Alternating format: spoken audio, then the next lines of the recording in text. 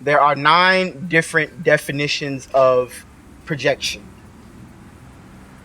The 4th definition is the presentation or promotion of someone or something. A quote, "They are not just gangs of kids anymore. They are often the types of kids that are called superpredators. No conscience, no empathy.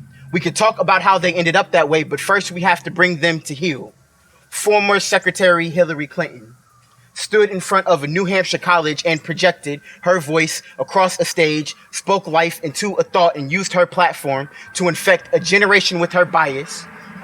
The first definition of projection: an estimate or forecast of future trends based on a study of present ones. John DiIulio, a political scientist, coined the term superpredator to mean a young juvenile criminal who is so impulsive, so remorseless, that he can maim, rape, or kill without giving it a second thought. In 1995, DiIulio was invited to a working White House dinner on juvenile crime. He sat in front of the Clintons. He served them lies. It fed their greed. They ate it up. An entree full of fake news, false flag appetizers, a side of pseudoscience, and prejudice for dessert.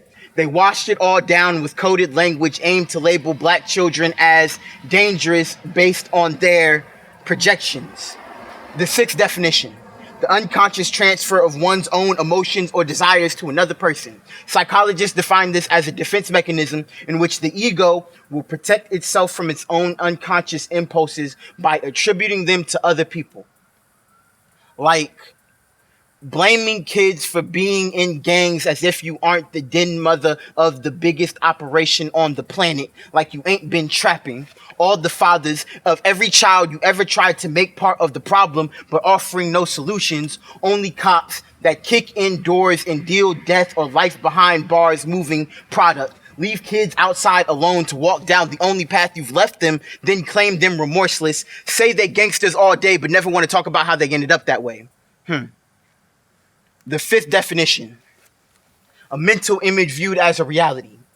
The reality: they don't have to say black to mean it. Their code ain't been hard to crack. Since they declared war on drugs, but ain't say they bought the pack, then crack bombed our communities and cracked down on our backs. The worst thing to ever come into our neighborhoods was white. Packed up or blue-eyed or blue lights, killing our kids and cry wolf if we fight, and we vote for the bastards that sign laws into action that pay for the cops while we pay for the caskets. Let's be real.